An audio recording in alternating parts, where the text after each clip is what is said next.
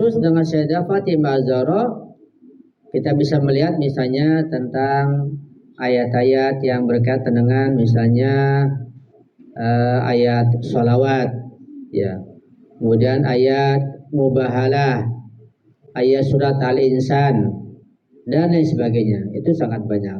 Kalau kita ungkap tentu perlu waktu yang sangat banyak. Di dalam sejarah kita dapat membaca bahwa Sayyidah Fatimah Az-Zahra alaihissalam merupakan putri yang sangat dicintai oleh Rasulullah. Bahkan sejak kecil Sayyidah Fatimah Az-Zahra alaihissalam, ketika Sayyidah Fatimah Az-Zahra kecil datang menjumpai ayahnya Rasulullah, langsung Rasul berdiri menghormati putri kecilnya. Ini luar biasa. Jadi Rasulullah sebagai seorang nabi yang sangat mulia menghormati putrinya ketika datang berdiri, penghormatan yang luar biasa. Kemudian di pangkunya, ya, dipeluknya, diciumnya, betapa beliau sangat mencintai dan menyayanginya. Itu bukan hanya semata-mata kesayangan dan kecintaan atas dasar fitrah dan perasaan, bukan saja karena perasaan. Sebab setiap ayah pasti punya fitrah perasaan cinta kepada putrinya. Ya. Sedikit saya menyimpang ya, sedikit menyimpang, nanti kita sambung lagi. Bahwa setiap manusia itu menghadapi orang lain dengan tabiat dan sikap yang berbeda-beda. Bahkan setiap manusia itu bukan saja ketika menghadapi manusia atau orang lain, menghadapi makhluk yang lain pun pasti akan punya sikap dan watak yang berbeda-beda. Ini masih global. Apa maksudnya? Maksudnya adalah kita ini manusia, kita punya perasaan, kita punya watak, kita punya fitrah. Di samping kita punya akal dan punya ilmu. Nah, tabiat kita, kebiasaan kita, fitrah kita ini dan naluri kita bisa kita salurkan kepada orang yang kita hadapi, itu berbeda-beda. Karena itu ketika misalnya seseorang ketika menghadapi katakanlah orang yang lebih tinggi derajatnya, pasti fitrahnya dia nunduk, hormat, pasti kan. Sebab ketika datang misalnya kita jumpa ulama sangat dihormati, kita merunduk kan? Pasti, itu fitrah kita.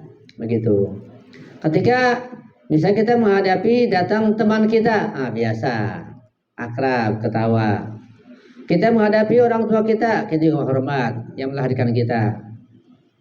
Kita menghadapi misalnya makhluk lain, kita menghadapi kucing misalnya, gini perasaan kita. Kita enggak lari, akan kita elus, kasih makan. Kita menghadapi harimau misalnya, menghadapi ular besar, lari enggak? Lari. Sikap kita berbeda-beda. Terus kita menghadapi misalnya orang yang kejam, yang kasar, yang galak, gimana sikap kita? Wah, kita takut, kita merinding, kita ingin lari, kita ingin menghindar. Itu sikap dan naluri kita. Nah, ketika seseorang misalnya menghadapi katakanlah semuanya orang laki-laki yang dihadapi, laki-laki menghadapi laki-laki semuanya, maka akan timbul watak, tabiat, naluri kelelakiannya, tegas, jelas, begitu. Tetapi ketika seorang laki-laki menghadapi para wanita, di satu majelis taklim semua perempuan misalnya, atau di satu aula semuanya perempuan, atau misalnya semuanya perempuan, kayak Haji Maman misalnya, kan perempuan semua ya, nah yang laki ada yang keluar. Itu pasti berbeda ketika menghadapi laki-laki semua, itu pasti enggak? Pasti sifatnya itu watak dan manusia. Begitulah Allah memberikan kita sifat, watak dan naluri. Karena itu ketika seseorang misalnya memiliki anak perempuan lebih banyak, pasti nalurinya, kemudian tabiatnya, kasih sayangnya lebih nampak, lebih jelas, ya, belas kasihan, lebih lembut, kasih sayang. Karena yang dihadapi adalah wanita. Itu ada terdapat apa namanya bahaya ketika seorang anak masih kecil, anak laki-laki misalnya masih kecil, temannya perempuan semua, akan terbentuk nanti watak tabiat perempuan anak ini. Atau sebaliknya, anak perempuan masih kecil, semua temannya sekelas semuanya laki-laki, akan berubah anak perempuan ini, begitu. Lingkungan membentuk watak, program membentuk watak, begitu. Jadi watak seseorang itu bisa menghadapi orang-orang yang dihadapi bagaimana. Begitulah, ini secara tabiat, secara naluri. Dan Rasulullah memberikan kasih pada Azhara bukan saja karena watak, bukan karena naluri, bukan karena kasih sayang, tapi Azhara sebagai wanita nisaul alamin, penghulu wanita dunia dan akhirat. Rasul menghormatinya bukan sekedar karena perasaan. Walaupun perasaan fitrah ya harus diperhatikan juga. Menghadapi anak wanita beda menghadapi dengan anak perempuan, ya dengan anak laki-laki dan lain sebagainya. Nanti kita akan bahas lebih lanjut insyaallah. Itu penghormatan Rasul pada Sayyidatina Fatimah Az-Zahra ketika beliau masih kecil, mengajak dewasa terus dewasa sampai kita lihat perjuangan Sayyidatina Fatimah Az-Zahra begitu gigihnya sampai Rasulullah menjuluki putrinya itu Ummu Abiha, ayah ibunya. Jadi ketika Sayyidah Khadijah meninggal dunia, kemudian yang membantu merawat Rasulullah siapa? Sayyidah Fatimah Az-Zahra. Jadi yang menggantikan kedudukan ibunya, Ibu Az-Zahra itu Sayyidah Khadijah adalah Sayyidah Fatimah Az-Zahra. Sehingga yang merawat Rasulullah ketika penat, capek, bahkan membersihkan kotorannya, darahnya, ketika habis perang segala macam, Sayyidah Fatimah Az-Zahra. Sampai-sampai Rasul menjuluki mensifati Az-Zahra putrinya adalah Ummu Abiha, ibu ayahnya. Itu julukan, itu sifat, predikat yang tidak pernah ada di alam semesta ini selain pada Sayyidah Fatimah Az-Zahra. Betapa mulianya wanita tersebut, mendapat kedudukan sangat tinggi di sisi ayahnya Rasulullah dan di sisi Allah Subhanahu wa taala. Dan dikenal beliau tidak pernah melakukan dosa, tidak pernah berbuat maksiat, tidak pernah menentang ayahnya sama sekali, bahkan tidak pernah menentang suaminya Sayyidina Ali setelah menikah. Ketakwaannya luar biasa, pengetahuannya luar biasa. Sejarah mencatat seperti itu. Quran juga menjelaskannya. Ya. Sampai di detik-detik terakhir kehidupan Rasulullah. Di saat Rasulullah ingin meninggalkan dunia ini, mendekati ajalnya, di hadis dijelaskan bahwa Rasulullah memanggil Sayyidah Fatimah Az-Zahra alaihissalam, putrinya, dan membisikkan sesuatu. Sayyidah Az-Zahra menangis tersengguk-sengguk, menangis sedih nggak keruan, dan sahabat menyaksikan. Sayyidah Aisyah juga menyaksikan bahwa Sayyidah Fatimah Az-Zahra putri Rasulullah menangis yang luar biasa setelah mendengar bisikan ayahnya. Kemudian setelah itu sekian lamanya ayah beliau Rasulullah membisikkan yang kedua kali. Kemudian tersenyum Sayyidah Fatimah Az-Zahra. Itu. Ya. Kemudian Sayyidah Aisyah bertanya, tidak dijawab oleh Sayyidah Fatimah sampai setelah wafatnya Rasulullah, ya baru dijawab. Kata beliau, ketika Rasulullah membisikkan padaku yang pertama dan aku menangis tersengguk-sengguk, itu beliau membisikkan padaku bahwa beliau sebentar lagi akan meninggalkan dunia. Sayyidah Az-Zahra tidak kuat berpisah dengan ayahandanya yang sangat dicintainya. Begitu beliau menangis terseduh-seduh. Nah, bisikan yang kedua itu apa? Beliau bisikan yang kedua bahwa orang pertama dari keluarga Rasulullah yang menyusul lebih dulu, meninggal lebih dulu setelah Rasul adalah Sayyidah Fatimah Az-Zahra. Ternyata betul. Beberapa bulan kemudian Sayyidah Fatimah Az-Zahra meninggal dunia, menyusul Rasulullah. Itu kabar gembira dari Rasulullah sehingga bergabung dengan ayah beliau di alam barzah. Itu singkat cerita riwayat tersebut. Kalau kita melihat sejarah tentang bagaimana beliau mereguk syahadah, kita tahu bahwa Rasulullah, para nabi, para rasul semuanya, juga keluarga suci Rasulullah, keluarga khusus ini, mereka adalah manusia sempurna. Ketika manusia sempurna, sempurna fisiknya, badannya, juga sempurna ruhnya. Jadi jasmani, ruhani sempurna.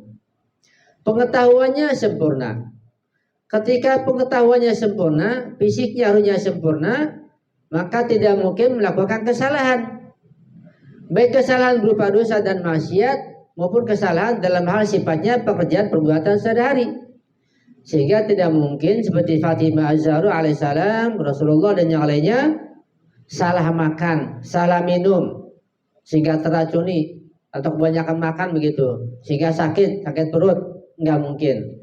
Beliau sempurna, ilmunya sempurna sehingga sehat, tidak mungkin salah baik dalam makan, dalam minum, dalam tidur, perbuatan sesuatu maupun perbuatan dosa dan kesalahan. Itu tidak mungkin karena dengan dasar keismahan beliau. Itu satu poin penting yang perlu kita pahami. Nah, sedangkan manusia itu ketika mau meninggal dunia pasti ada sebab-sebabnya. Karena ruh itu tidak mungkin keluar dari badan ini kalau badan itu masih sehat, full, segar, tidak ada yang rusak. Minimal jantung yang rusak, meninggal. Sebagai bukti bahwa ruh keluar setelah fisiknya rusak, paling sensitif adalah jantungnya. Sehingga jantung rusak baru meninggal. Nah, ketika semuanya sehat, maka tidak akan pisah ruh itu. Apalagi kalau masih usia muda. Nah, Sayyidina Azhar alaihissalam meninggal masih usia muda dan beliau sangat sehat, kuat. Kenapa beliau meninggal? Apakah sakit? Nah, kalau sakit, kenapa sakit?